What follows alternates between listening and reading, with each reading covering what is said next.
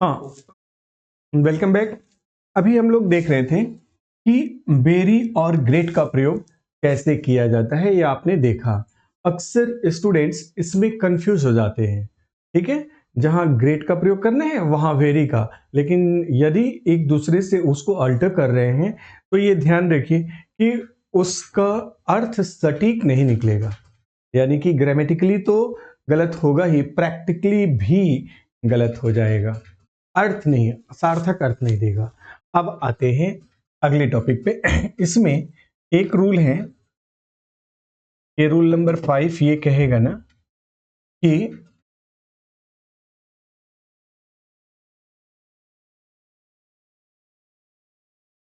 यदि आरएस में well done आया हो ना, वेल डन आया हो,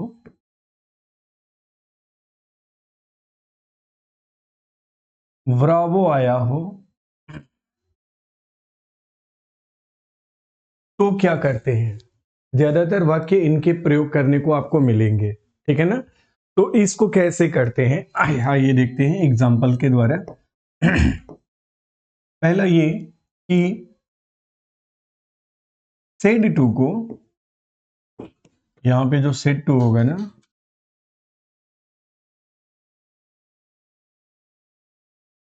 प्रेज्ड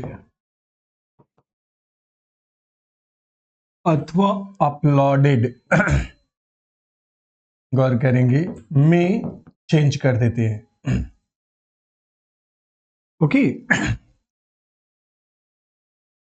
क्योंकि वेल्डन का जो प्रयोग होते हैं उसमें प्रशंसात्मक भाव ही होता है, छुपा होता है। शाबाश, तुमने कमाल कर दिया, शाबाश, तुम टॉप कर गए, ऐसे ही आगे बढ़ते रहो, लाइक दिस। तो उस फीलिंग को हम प्रेजल या अप्रेजल कहते हैं। आप कॉर्पोरेट सेक्टर में सुनते हैं अप्रेजल मिलना। दूसरा अपलॉड, आह्लादित है मन, उसका बहुत ही स्टैंडर्ड वर्ड है, याद रखिएगा। प्रेज का सिनोनिम है अपलॉड। तो इसमें से किसी एक क्रिया का प्रयोग आप कर सकते हैं। आइए देखते हैं, जैसे मैं कहूं कि my father said to me,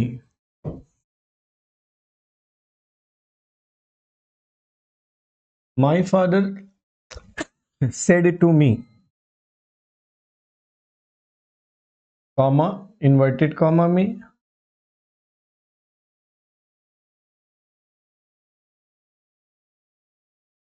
well done,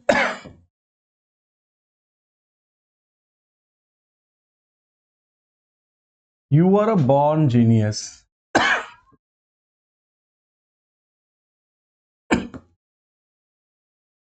मेरे पिताजी ने मुझसे कहा, शाबाश, तुम जन्मजात होनहार हो, है ना। जैसे मेरी अचीवमेंट पे उन्होंने इस तरह से अप्रेजल दिया, या यूं कह सकते हैं कि प्रेज किया, एडमायर किया। इसको आप प्रेज्ड को एडमायर्ड भी, अलग अलग लेखक लोग अलग अलग किताबों में अलग अलग क्रियाओं को देते हैं, सिनोनिम होते हैं। उनमें से कोई कंफ्यूजन नहीं होना चाहिए, कोई कंट्राडिक्टरी चीज नहीं है, तो आप कोई भी प्रयोग कर सकते हैं। तो अब इस तरह का वाक्य हो, my father said to me well done, जैसे आपने वेल डन देखा, ठीक है ना। कोई बोल रहा है तो, कहीं लिखा हुआ है तो आप सेड टू को एडमायर्ड में बदल देंगे। माई फादर एडमायर्ड मी, मेरे पिताजी ने मेरी प्रशंसा की, किस बात के लिए? That you are a born genius, second person है यू, मी के अकॉर्डिंग बदलेगा तो क्या हो जाएगा? आई। आर प्रेजेंट टेंस है, पास्ट में जाएगा तो was. A born genius, a born genius. Very simple to solve such type of sentences ना, लोगों ने हवा बना दिया होता है अंग्रेजी को, अन्यथा मेरी नजर से देखें तो यह बेहद आसान है। It's not because I am a teacher और I am an expert of English language, it is because it is, I mean ये इसलिए है कि ये है। Sometimes we have to realise the fact. कई बार हमें जो भी तथ्य है उसको स्वीकारना भी चाहिए, ठीक ना। तो तथ्य है कि ये वर्ल्ड की सबसे आसान भाषा है।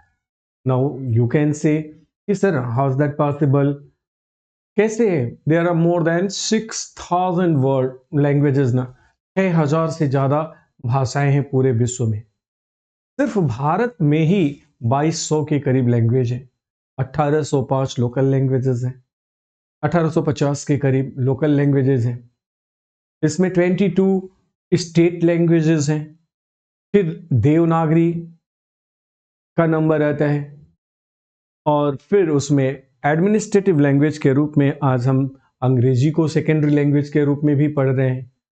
टोटल 154 देशों में ये नंबर 1 पे है एडमिनिस्ट्रेटिव लैंग्वेज के रूप में। तो प्रश्न यह अपने आप में ही कॉमन है कि जहां 6000 भाषाएं हैं, वहां दुनिया के 196 देशों में 154 में प्रथम भाषा के रूप में, बाकी 40 के करीब में द्वितीय भाषा के रूप में हम अंग्रेजी को ही पाते हैं। अन्य भाषाएं क्यों नहीं आ पाती? वजह है, और बहुत ही सिंपल इक्वेशन है। मनुष्य का स्वभाव होता है आसान की तरफ झुक जाना, उसको पकड़ लेना। तो अंग्रेजी सबसे आसान भाषा है या थी, इसलिए पूरी दुनिया ने इसे अडॉप्ट कर लिया। इसकी तुलना में अन्य भाषाएं, इवन हमारी हिंदी भी, संस्कृत भी बेहद कठिन होती हैं, है ना। इसलिए पूरी दुनिया में अंग्रेजी का विकास हुआ। अगर इससे आसान होता संस्कृत तो पूरी दुनिया आज संस्कृत को फॉलो करती। हाँ, यहाँ ये इंपॉर्टेंट है कि अब जो डिजिटल टेक्नोलॉजी की क्रांति आई है, पिछले 2 दशक में जो रिवॉल्यूशन देखने को मिल रहा है, now with the advancing rules और एडॉप्शन ऑफ एआई, अब हम इस नतीजे पर दुनिया पहुंच रही है कि संस्कृत भाषा एक टूल के रूप में कहीं ज्यादा बेहतर काम करती है, क्योंकि जो उसमें डेप्थ है, जो उसमें वेड्थ है, वो कंपैरेटिवली दुनिया की अन्य भाषाओं में नहीं है। That is because most of the countries especially in Europe, they have started teaching their students Sanskrit as a language. अब वहां पे वो संस्कृत को एक लैंग्वेज के रूप में शामिल कर रहे हैं। कल को कंप्यूटर की भाषा के रूप में आने वाले समय में इसका प्रयोग देख सकते हैं हम लोग भी। तो इस दृष्टि से मैंने कहा कि आपने जो ये बेसिक्स पढ़ा, नरेशन के रूप में, वॉइस के रूप में, टेंस के रूप में, उनको पढ़ने के बाद आप खुद को एक बार वैल्यूएट करिए। आप खुद मूल्यांकन करोगे तो आप पाओगे कि इसमें कहीं उतना कुछ था नहीं यार, जितना लोगों ने बता रखा है। इतना टिपिकल भी नहीं है। ये सब कुछ तो अपनी रुचि पे है और प्रेजेंटेशन पे है। अगर आप कहीं कमजोर हो, यदि आपको कहीं कुछ कठिन लगता रहा है आज तक ना, तो इसमें मैं आपका दोष 50% ही रखता हूं। 50% दोष उन टीचर्स का है जिन्होंने उन विषयों को, वेदर इट इज मैथमेटिक्स और इंग्लिश, आपको उस रूप में नहीं दिया जिस रूप में देना चाहिए था। भोजन को बना के और प्रस्तुत करना दोनों अलग अलग बात होती है। तो प्रस्तुति एक बेहतरीन आर्ट है, और उसे सिंप्लीफाई करके, आई मीन मेरा आशय ये है कि हम कितना सिंप्लीफाई करके किसी सवाल को देते हैं। कई बार मैंने देखा, मेरी व्यक्तिगत मतलब जो ऑब्जर्वेशन है, कि एक गणित का टीचर साधारण से सवाल को टिपिकल तरीके से सॉल्व करके और लेंदी बना देता है। स्टूडेंट को उसे समझना मुश्किल हो जाता है। मेरे साथ के एक टीचर थे, वो बड़े बड़े सवालों को 2 लाइन 4 लाइन में ही निपटा देते थे। दूसरे टीचर उसे 2 पेज तक ले जा रहे हैं और वो 4 लाइन में आंसर निकाल के दे देते थे, और उसी तरीके को स्टूडेंट्स को भी पढ़ाते थे। गौर करिए, बहुत आसान हो जाता था उनका मेथड, बच्चों को बहुत पसंद है। तो मेरे कहने का मतलब है कि प्रेजेंटेशन मैटर्स और your interest is above all. आपकी रुचि, वो इंटरेस्ट बनेगा कैसे, बनाए कैसे रखना है, इसके लिए दोनों समझ रहे हैं ना, ध्यान रखना होता है। आगे बढ़ते हैं। नरेशन के इस प्लेन पार्ट को, सिंपल सेंटेंस को और उसके पांचों विंग को मैंने यहां एक्सप्लेन किया। नाउ नेक्स्ट होता है कंपाउंड सेंटेंस। यदि किसी वाक्य में कंपाउंड नेचर के एग्जांपल्स दिए हों, ठीक है ना, वर्ड्स दिए हों, तो या कंपाउंड सेंटेंस दिया हो रिपोर्टेड स्पीच में, तो हम उसे कैसे डील करते हैं आमतौर पे।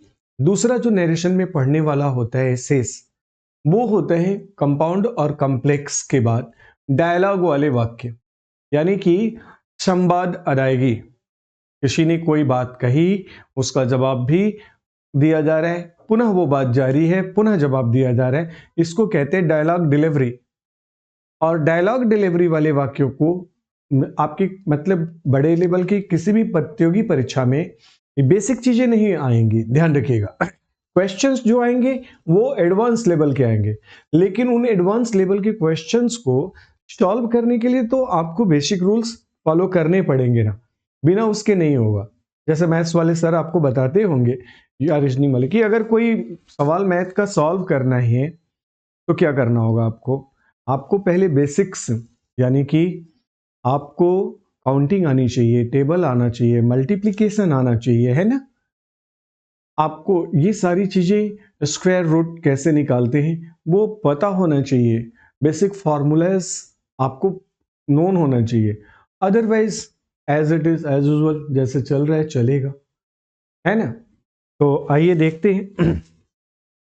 आगे हम आपको कंपाउंड सेंटेंस को डील करना आज सिखा रहे हैं।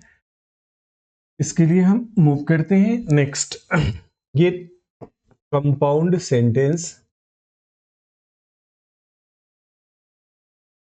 ब्रैकेट में हमने लिखा इनडायरेक्ट नरेशन के पर्पज से, आप देखेंगे it is one of the important topics of narration.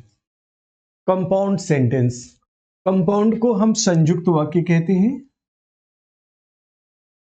संयुक्त वाक्य। अब ये संयुक्त वाक्य क्या होता है, मैंने सेंटेंस चैप्टर पढ़ाते समय आपको इसे एक्सप्लेन किया था कि यदि, अब ये दो प्रकार का होता है, देखिए क्या, इसको हम रूल बना के बता देते हैं आपको कि यदि कंपाउंड सेंटेंस दिया हो आरएस में यदि कोई कंपाउंड सेंटेंस दिया हो ना, तो यह देखते हैं कि पहला वाक्य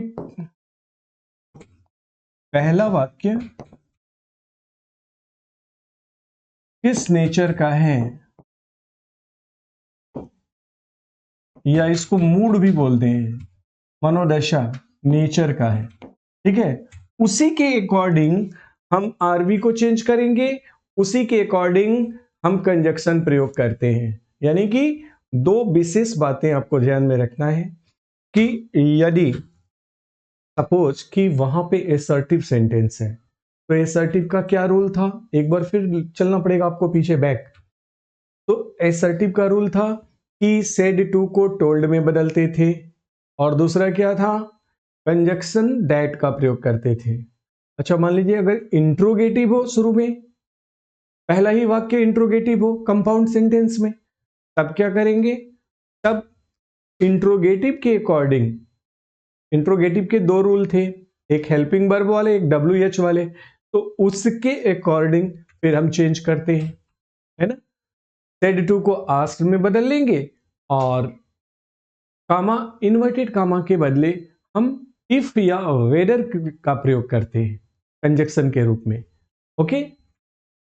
तीसरी बात, अगर वो ऑप्टेटिव सेंटेंस हो, इच्छा सूचक वाक्य है, या इंपेरेटिव सेंटेंस है शुरुआत में, तो इंपेरेटिव के रूल के अकॉर्डिंग हमारा रिपोर्टिंग वर्ब बदलेगा, है ना। अब आपको याद है कि सेड टू है तो वो ऑर्डर्ड में बदल जाता था आदेशात्मक भाव होने पर। अगर वहां पे कोई एडवाइस है तो ये इधर एडवाइज्ड में सेड टू बदल जाती थी। प्लीज का प्रयोग है तो रिक्वेस्टेड में बदल जाता था। तो ये जो जनरल चेंज है, इसे आपको प्रैक्टिस में रखना ही होगा ब्रेन में अपने। मैं बार बार रिवाइज करा देता हूँ पीछे की चीज़ों को, ताकि आप अगर वो मिस हो रही हैं, स्लिप हो रही हैं, तो वो रिकॉल, इसको रिकॉलिंग ऑफ मेमोरी कहते हैं। हम आगे बढ़ते चलेंगे लेकिन पीछे की चीज़ों को छोड़ते हुए नहीं, उनको कनेक्ट करके एक नेटवर्क स्थापित करते रहना है।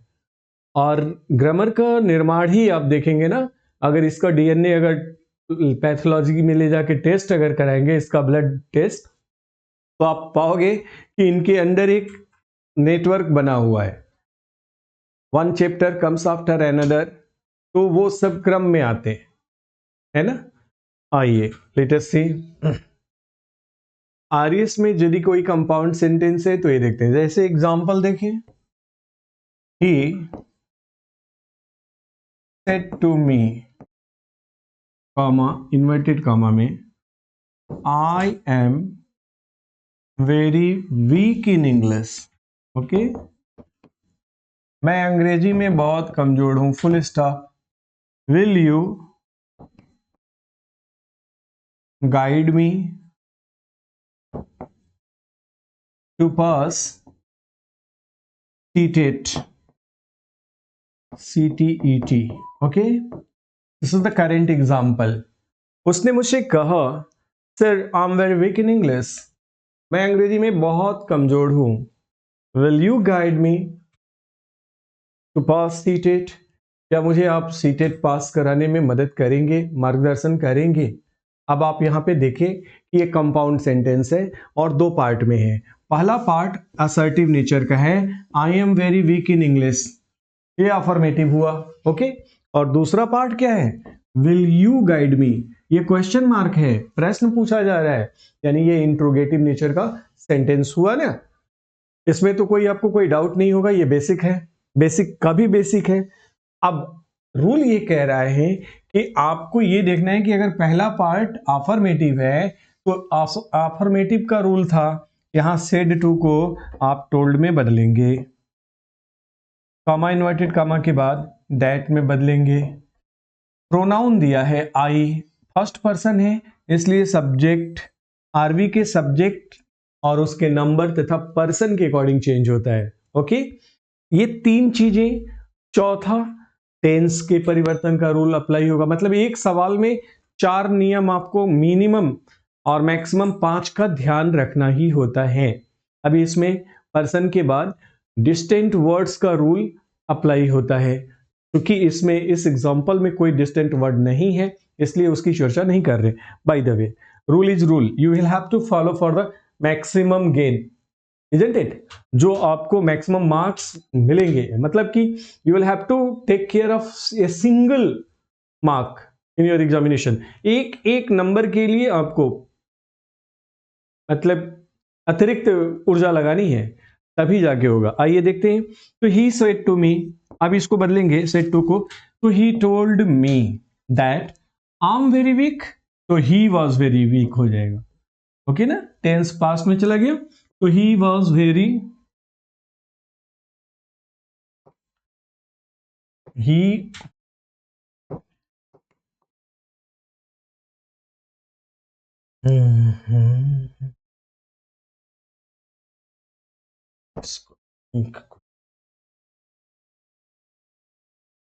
आइए देखते हैं। ही was very weak in English, एक तो ये हो गया। ओके, अब आगे ये देखना है कि अगला वाक्य हमारा इंट्रोगेटिव है, तो वहां से जब ऐड करेंगे ना, तो इंट्रोगेटिव का रूल वहां से अप्लाई करेगा। इसे स्टेप, दो स्टेप में रूल का प्रयोग करना कहते हैं, स्टेप वाइज चलेंगे। तो ही was very weak in English and further asked, आगे उसने पूछा। अब देखिए, आप इंट्रोगेटिव था इसलिए सेड टू को आस्क में बदल दिया। And further asked will you guide me to pass, तो if I would guide me है, चेंज हो जाएगा हिम में, guide him to pass CTET.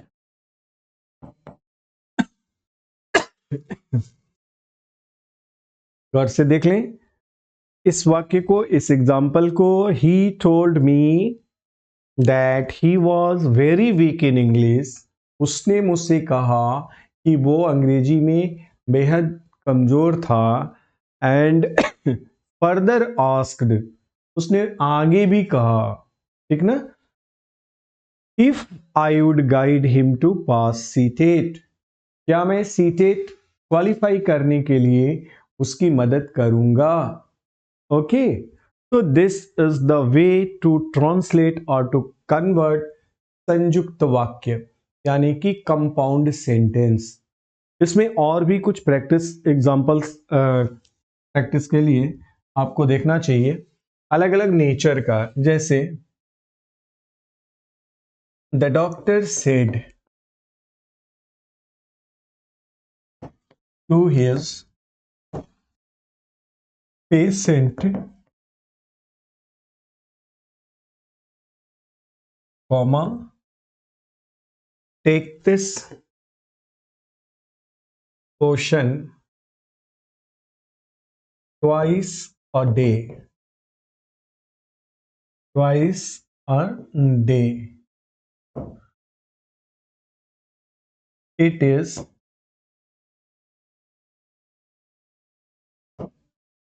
very important for you। Now try to understand, ये एकदम अलग तरह का एग्जाम्पल है। इसे आपको देखना होगा कि ये कैसे होता है। The doctor said to his patient take this potion twice a day, it is very important for you. कैसे करेंगे इसको सॉल्व, तो आप देखेंगे कि एक में तो डॉक्टर ने एडवाइस दिया। अब डॉक्टर और पेशेंट का relation you will have to define ना, आप ही को डिफाइन करना होता है कि एक डॉक्टर और एक पेशेंट के बीच में किस प्रकार का रिलेशन होता है। भाई वो सलाह देगा, वो आपसे प्रार्थना तो करेगा नहीं कि भाई दवाई खा लीजिए आप, है ना। दूसरे नंबर पे आएंगे तो दूसरा वाक्य, पहला तो इंपरेटिव हो गया, दूसरा वाक्य आपका एसर्टिव है। ये सिंपल सेंटेंस है। तो इंपरेटिव के रूल के अकॉर्डिंग बताएगा आप में से कोई, कोशिश करिए। पहले क्या होगा, तो यहां पे सेड टू को हम एडवाइज में बदलेंगे। क्वेश्चन है ये, मैं आंसर फॉर्मेट में कर दे रहा हूं ताकि इन क्वेश्चंस को, एग्जांपल और क्वेश्चंस दोनों एक साथ आप क्या चलते रहे। तो the doctor advised his patient, doctor ने अपने मरीज को एडवाइस किया, क्या कहा भैया, take this potion twice a day. तो एडवाइज दिस पेशेंट, अब यहां पे टू टेक, यहां पे ध्यान रखना है टू टेक दिस है तो दैट पोशन हो जाएगा। दैट पोशन, पोशन समझ रहे हैं क्या आप लोग। बहुत लोगों के लिए शब्द ये नया हो सकता है। पोशन सिरप को कहते हैं, जैसे आप कफ सिरप प्रयोग करते हैं उसी तरह अंग्रेजी में सिरप का सिनोनिम पोशन होता है। टैबलेट का प्रयोग करते हैं उसका सिनोनिम पिल्स होता है। तो ये जानना चाहिए, पिल्स एंड पोशंस, दवा वो टैबलेट और सिरप बोला जाता है अंग्रेजी में। तो his patient to take that potion twice a day.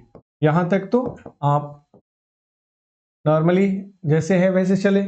अब आगे कह रहे हैं it is very important for you. अब वो आगे कह रहे हैं ही further said,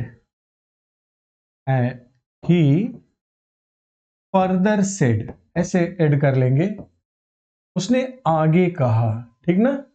very simple way में इसको लेके चलेंगे, सिंपल सेंटेंस है। तो he further, sorry further told, said है तो टोल्ड में बदल जाएगा। ही फर्दर टोल्ड दैट,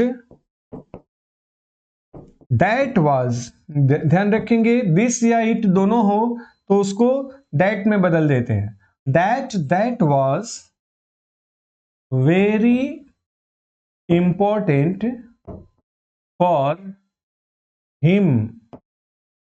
गौर कर रहे हैं, यहां फॉर यू था, सेकेंड पर्सन प्रोनाउन है, तो ये पेशेंट जो हमारे वाक्य का ऑब्जेक्ट है रिपोर्टिंग वर्ब का, उसके अकॉर्डिंग बदल जाता है, तो हिम हो जाएगा जेंडर वाइज। ओके, एक चीज यहां पे आप एज ए स्टूडेंट आपको क्वेश्चन करें, सर ये दैट वाज वेरी दो बार दैट, तो आपको बता दें कि 2 बार नहीं, 3 बार 4 बार भी कंटिन्यूअस दैट का प्रयोग हो सकता है, डिपेंड ऑन द सिचुएशन।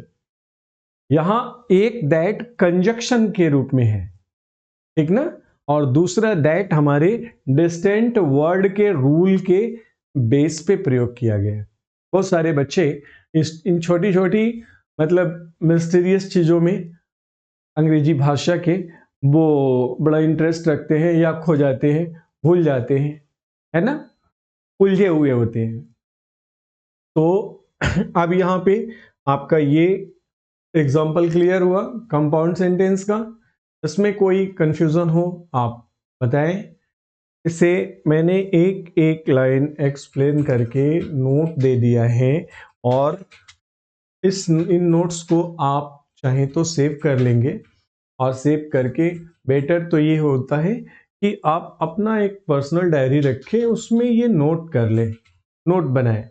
कोई भी किताब, कोई भी अन्य जो स्रोत है उसको, ठीक है, उसको भी किसी ने लिखा है, फैक्ट उसमें भी सही है, लेकिन जो नोटबुक आप एज एन एस्पिरेंट बनाते हैं ना, चाहे किसी भी विषय का, समझ लीजिए कि मार्केट की 90% किताबों से बेहतर आपका पर्सनल असेसमेंट होता है। इसको एक एसेट के रूप में लीजिए। जब भी कोई टीचर आपको कोई भी मैटर दे रहा है, आप समझिए वो सैकड़ों किताबों का अध्ययन करके टीचर बना है, उसने अपने आप को गलाया है, तपाया है। जिन किताबों को देख के आपको लगता है कि ये किताब है, हो जाएगा, नहीं, उसको उसने आत्मसात किया है, वो आप रोज रेगुलर अपने को अपडेट कर रहे हैं, और तब आपको फैक्ट्स दे रहे हैं। खासकर जीएस के अध्यापकों के लिए तो मुझे लगता है कि सबसे अधिक श्रम साध्य अगर कोई विषय है तो वो जीएस है। बाकी विषयों में हमें तो ग्रामर हम वही पढ़ा रहे हैं जो 20 साल पहले था। गौर करिएगा, इसमें कोई परिवर्तन नहीं हुआ है, केवल वर्ड्स बदलते हैं, नए बदलते भी नहीं है, नए ऐड होते हैं, पुराने डिलीट होते हैं, है ना। लेकिन जीएस में, करंट अफेयर्स में आप देखिए, every teacher will have to keep himself updated with everyday's incidents and events, then only he will be able to give you the best, otherwise everything is rest, you can understand, आप समझ सकते हैं, है ना।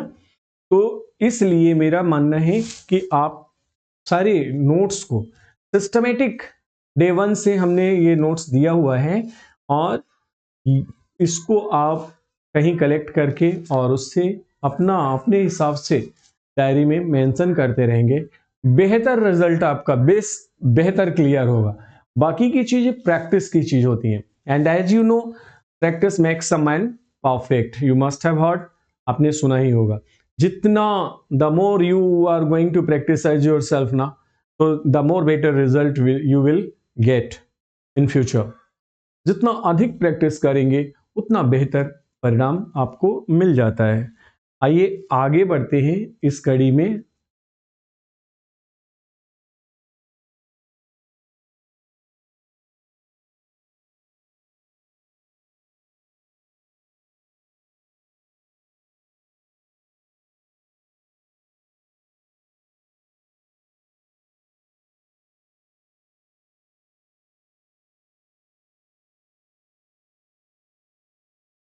ये संवाद है, dialogues related sentences कैसे फ्रेम होते हैं, यू आर टू अंडरस्टैंड ना।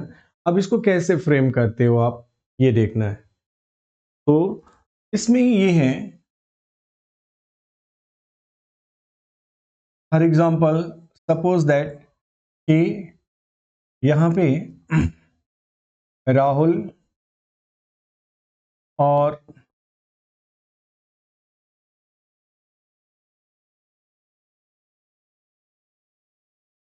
अनुष्का नाम के दो फ्रेंड हैं, ठीक है। अब राहुल और अनुष्का की बातचीत को रिकॉर्ड करते हैं, क्या वो किस तरह की कौन से सेंटेंस में बात कर रहे हैं, ठीक है। तो राहुल कहते हैं कि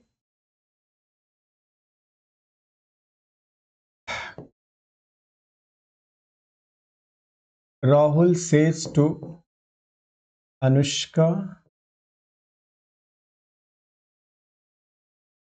कॉमा इन्वर्टेड कॉमा में let us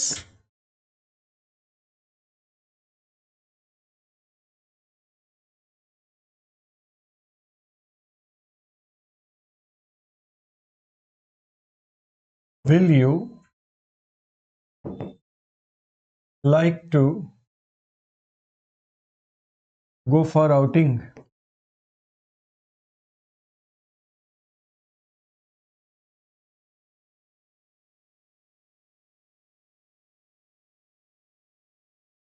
Anushka says comma inverted comma में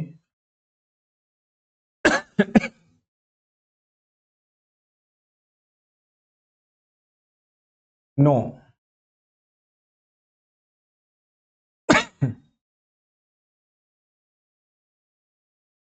this season is not allowing for outing. Rahul again says, Rahul says comma inverted comma में do not bother about the season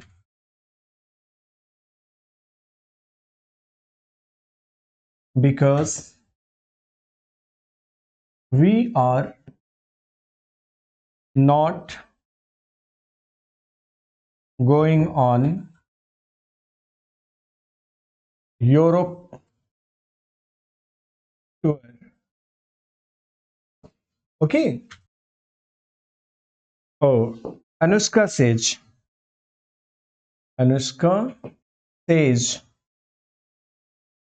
oh, I thought we were. I thought we are. Like this. अब आप देखिए ये dialogue बढ़ता जाएगा, 10 line, 15 line, 8 line, 6 line, ऐसे पूरा एक पैराग्राफ। अब तक क्या देख रहे थे आप? जितने भी रूल्स पढ़े उसमें वन लाइनर एप्लीकेशन था, है ना। जो भी रूल्स थे वन लाइन में अप्लाई करना होता था। Now the scenario has been changed, now we are to deal with the dialogues. हम कन्वर्सेशन कर रहे हैं और उस पूरी कन्वर्सेशन को ही आपको एक पैराग्राफ में दे देगा और उस कन्वर्सेशन से नीचे दिए हुए क्वेश्चंस को सॉल्व करना हो सकता है या फिर उस कन्वर्सेशन को ट्रांसलेट करना हो सकता है इनडायरेक्ट नरेशन में। रूल्स आपने पढ़ रखे हैं। अब उसमें जो थोड़ा बहुत चेंज करना होता है, थोड़ा स्लाइट चेंजेस देयर, है ना, वहां पे आपको कॉमन सेंस को अप्लाई करके, जैसे इन्होंने कहा, Rahul says don't bother about the season because we are not going on Europe tour. हम अभी यूरोप नहीं जा रहे हैं ठंडी के मौसम में, गौर करिएगा। तो फिर क्या है, हम तो लोकल में जाने की बात कर रहा था, मैं तो लोकल में जाने की बात कर रहा था। ओके, तो इसमें अनुष्का कहती हैं कि ओ आई थॉट वी आर, मुझे लगा कि हम बाहर जाने की आप बात कर रहे हो।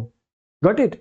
अब इसमें करना क्या है कि इन सेंटेंसेस के, रिपोर्टेड स्पीच के सेंटेंस को देखते हुए आपको यहां पे पहले तो पहला चेंज सेट टू को करना है, यानी रिपोर्टिंग वर्ब को बदलना है। दूसरा, उसके नेचर के अकॉर्डिंग हमको कंजक्शन का प्रयोग करना है। तीसरा, बीच बीच में कभी असर्टिव मिलेगा, कभी इंट्रोगेटिव मिलेगा, कभी इंपरेटिव मिलेगा, उन रूल्स को फॉलो करना है। जब भी इन डायलॉग्स वाले को दूसरे से, दूसरा वाक्य तीसरे से जुड़ेगा, पहला दूसरे से जुड़ेगा या चौथा पांचवें से जुड़ेगा, तो अनुष्का कंटिन्यूस, अब यहां पे ये करेंगे कि अनुष्का कंटिन्यूड, या फिर राहुल आस्क्ड अगेन, राहुल ने फिर दोबारा पूछा, मतलब फर्दर आस्क्ड या आस्क्ड अगेन का प्रयोग करना होगा। Rest of the rules as usual same होता है। ओके, आई होप कि आपको ये डायलॉग्स वाले सेंटेंस भी समझ में आ गए। अब यहाँ पे इस चैप्टर का बेसिक्स कंप्लीट होता है। बाकी प्रैक्टिस के लिए हम लोग अगले वीडियो में मिलते हैं।